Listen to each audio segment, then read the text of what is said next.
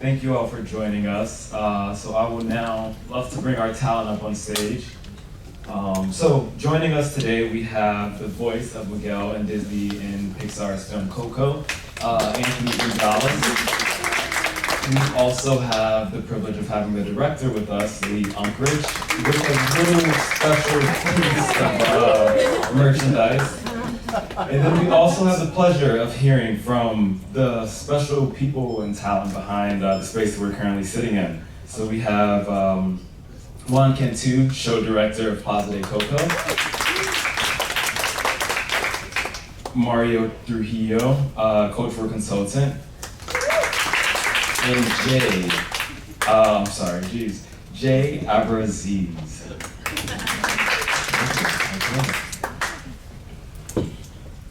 So again, my name is Torian, excited to welcome you all into Plaza de Coco, the first theatrical dining experience themed to Disney and Pixar film Coco.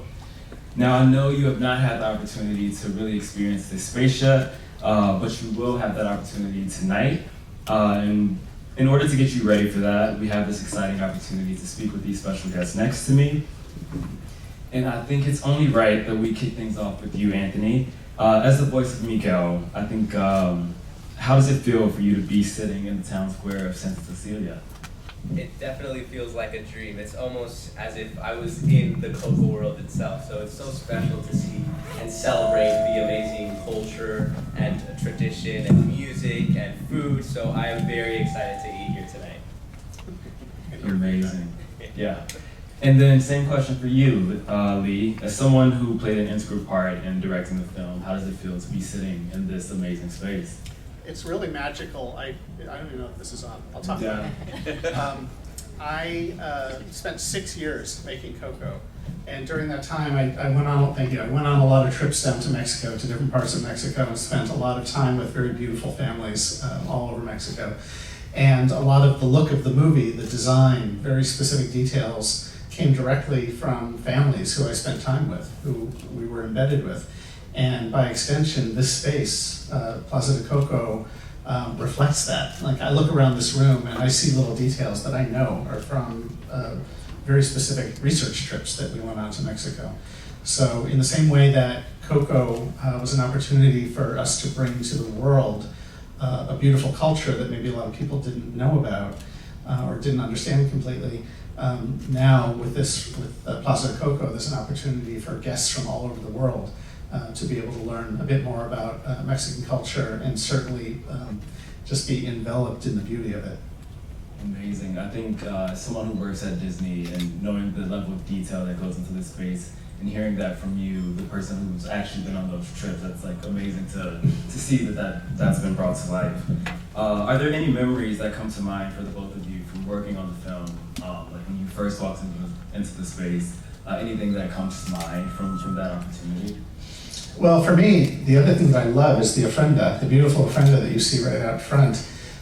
We spent a lot of time creating the ofrenda that is Miguel's, the Rivera family ofrenda in their home. And we based it again upon elements of the most beautiful ofrendas that we saw in rural Mexico. I mean, we would be with families that were very, very poor, yet they pulled together they would give over whole rooms in their homes to these beautiful ofrendas, and we wanted to kind of capture that beauty.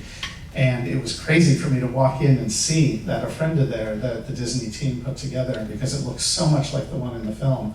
But I've only ever experienced that ofrenda digitally. It's always just been in the computer while making the film. So it was really amazing for me to be able to walk up to it and touch it and just see the actual framed photos and everything. It was very surreal. Amazing. And then for you, Anthony, any memories that come to mind? Well, just looking at the ofrenda was also such a very special moment, just because, it represents the love that, Miguel has for all his family and represents the love that we have for our ancestors. So to see Miguel's family there and Mama Coco in the middle is a very special moment to see that in real life. Cool, super cool. And then Juan, moving on to you, as someone who used to be a performer for Disney Entertainment, to now being the show director, I'm sure that's a full circle moment for you. Can you share how much this means to you and share a little on how the show came together? Yes, it's such an honor, first of all. My parents are from Monterrey, Mexico, and I'm first generation. And so to be a singer and an actor and never really had the chance to tell a Mexican story when I was pursuing my career. But then all these years later, the fact that my life led to this moment of being a part of creation of this story that we're presenting here on this stage, taking all the beautiful work that Lee created in the film and then continuing it, but then reaching deep into my family history and making sure that we were representing that in an accurate and authentic way is probably just the most important work I'll probably ever do in my career. But the fact that this film deals with Dia de Muertos and celebrates it, we have a beautiful opportunity as storytellers to then share that with our guests here on the Disney Treasure. And that's been my biggest goal, is just to share this in a way that people take away not just the satisfaction of reliving an experience with the Rivera family, but then taking away what Dia de Muertos means and honoring your loved ones and inviting you to bring that into your life. So I think that's the biggest honor for me. Amazing. And then we know that our guests will have the opportunity to experience night two and see that come to life tonight. Can you share a little about what the guests can expect when dining at Plaza de Coco? Yes, so we have two distinct experiences here, as that our guests will have a 7-night cruise. Night one really just focuses on family. And because our story starts 3 years after the film, we wanted to just let that sink in for our guests. So it really is about seeing Miguel, meeting Abuelita Elena a few years later, where she's allowed music into her life. I mean, remember, she's the one that broke his guitarra. And I knew what that felt like. I mean, my parents never broke my guitar, but I certainly felt the way that Miguel felt in that moment, wanting to be an actor and a singer. So we're seeing how generational trauma has been healed through music, and that's really, really powerful. And I think everyone can identify with ways that their families heal through different means, but music can be a very powerful way to do that. And so I'm glad that we celebrate that and just family. It's a simple night on night one. Night two is when we do the deeper dive into actually celebrating Dia de Muertos along with Miguel and his great-great-grandfather and great-great-grandmother. Amazing. Mario, can you share with us how pivotal it was to accurately represent Mexican culture and share with the guests how the team was able to bring that to life through performance and music? Absolutely. It was such an honor to be invited to be part of this project as the cultural consultant, to really focus and hone in on the authenticity of the musicians that we were bringing on board, the performers, and respecting that culture of musicians, the mariachi, as many of you have probably seen throughout restaurants or at performances or at different shows. It was such a critical part to find authentic musicians that play the instruments. We're talking guitarrón, an authentic instrument from Mexico, the vihuela, from everything from their traje de charro, their mariachi outfit, and the proper way, the proper usage, respecting the culture, respecting the music, and playing beautiful, authentic Mexican melodies that are very, very familiar to not only our Hispanic cultures and Mexican cultures, but worldwide and globally. Cielito Lindo, Cucurrucucu Paloma, Sabor a Mi, the birthday song, Las Mañanitas. We wanted to bring so much of that and share it with our guests. And of course, everything goes through a vetting process of, is this the right tune to play for our guests who may not have heard mariachi music before? And are we representing the culture in an authentic and true way? And that was such a pleasure to be part of that project. Cool, that's amazing. And I think, again, the guests will get to see that come to life tonight through the food, through the performance. So really excited for everyone to see that. And then Jay, as our Walt Disney Imagineer, you and your team work on a number of projects across the ship. Can you share with us why this space is so special to you?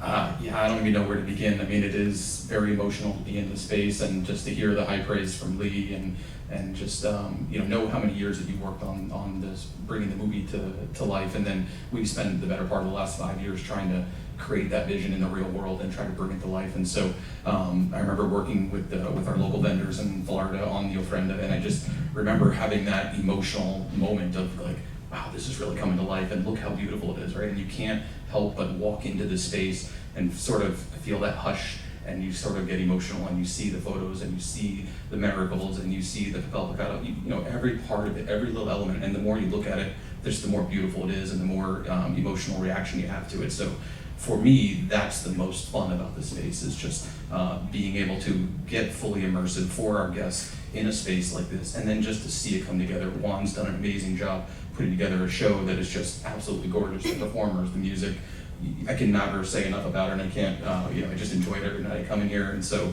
just to be part of that and to build the environment around it that you see to every little detail, that's just what makes it so special for us. Amazing.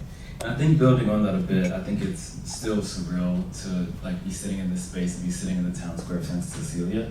Can each of you share the first word that comes to mind when you think about this space? Or if you can't possibly describe it in one word, can you share your favorite feature, like any special nuggets or like hidden gems around the space? We'll start with you, Anthony.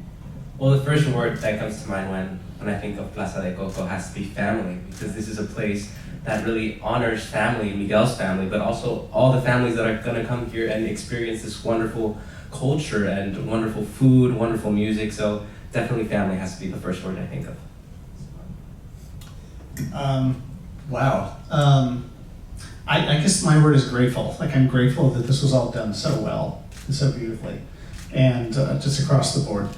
And it shows that everybody who was involved in creating this cares about it as much as I know I care about this film, which is very, very deeply. Well, I definitely can't put it into one word. I'm fighting back tears just being a part of this. But I definitely dedicate this to my parents. This is an honor. I do it to honor them, and I celebrate them every night when I see the show. There's a beautiful moment where you will be invited to remember a loved one, and I definitely think of Maria and Ramiro Cantu and honor them through this work. But that's the beauty of this.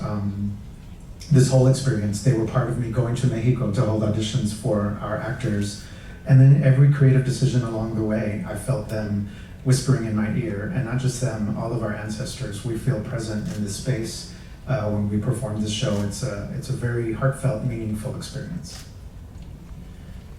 I would have to say tradition and culture, this is something we celebrate not only yearly on Dia de Muertos, but I think when our guests, they walk in as guests, and I think you will leave here as familia, knowing that you can start your own tradition after hearing this beautiful story and what it will do to you, what it will make you feel. There are so many different emotions I believe you'll feel, all great emotions. Dia de Muertos is not a somber occasion. It's a celebration of life. It's a celebration of the future. It's a celebration of the past, of those we loved. And when it's deeply rooted in culture and tradition, I think that's the magic. Yeah, I don't know how I got stuck going last on all these questions. That's a tough one to follow up. But I think for me, it's really just, I think the word is powerful. I've been with the Walt Disney World Company for 25 years, and I don't think I've ever been on a project as powerful as this one. To feel accepted into the family that is the Coco family, and to be a part of it, and being able to be here today to share it with our guests for the first few times is just amazing. When you walk into space, it's just powerful. There's that feeling of family. There's that feeling of the music and the lighting, and all the different little shops that you see around the space that bring it all to life. And then even just like you said, when you walk down the hall and you see your friend for the first time, there's just such a powerful moments in all of that is just amazing. Cool. And I think again, all of those truly do sum up this space, if you can actually sum it up. So on that note, I think bring your tissues for tonight. You're definitely in for a treat. Definitely an emotional roller coaster in this space. And team, I know that you've been on board for quite some time now, so you've dined here quite a bit. Can you tell the guests, like any recommendations on the menu tonight? What would you recommend? I'm gonna lead with the chicken mole. It's one of my favorite Mexican dishes. It's a very complex sauce with a lot of different chiles, and then some chocolate in there to balance it out. It should hit all of your taste buds, and the food and beverage team nailed it. So I definitely recommend that, and don't worry, it's not too spicy, so it should be a delight for everyone. Yeah, and I'll say the empanada is really amazing.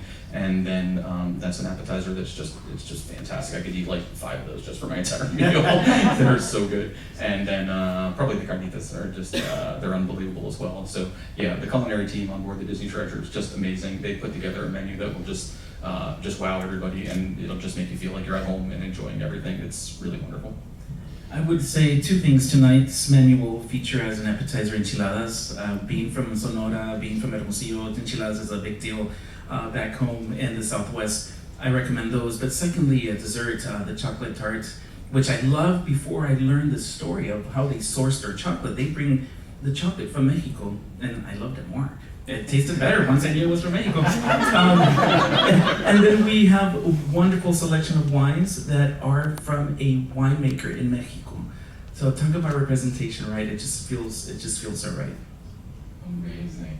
And then Lee, we know that you have this special piece with us. Would you like to talk about that and how special that is? Well, I mean, yeah, I mean, it's, you know, when we started making this film, we just thought of it as a little film, and I hoped that the Latino community would embrace the film and like it and feel that we had done a good job with it. But to see how well the film did all over the world and how embraced it was in so many different cultures. I mean, when it came out in China, it ended up being the biggest Pixar movie that had ever come out in China, which was kind of amazing and thrilling to me. And that whole experience of bringing the movie to everybody in the world was capped by Oscar night when we received not only this Oscar for Best Animated Feature, but also another Oscar for Best Song, which Remember Me won. And I knew that if we won, I wanted everyone up on stage. So we made sure that Anthony could be up there, and we had Gael Garcia Bernal and Benjamin Bratt, who play Hector and Ernesto de la Cruz. And it was just a beautiful evening all around, and I think everyone, especially the people on our crew and in the cast who were Mexican or Mexican-American, were especially proud that night. Any final words from you, Anthony? Well, just as Lee said, that night where we all, as a whole Coco family, got to go up on stage and receive this Oscar was definitely a dream come true for me, and I'm so grateful that I got to be a part of such an amazing film that really shined a light on the wonderful Mexican tradition and celebration that is the Day of the Dead, Dia de Muertos, and I'm happy that everyone here can experience this wonderful culture at Plaza de Coco. Amazing. And that concludes our panel today. Thank you all for joining us. But before we leave the space, we will have Anthony and Lee over at the Ofrenda, so I encourage all of you to join us for a quick photo as you head to your next panel discussion at Sarabi. Thank you all for joining us.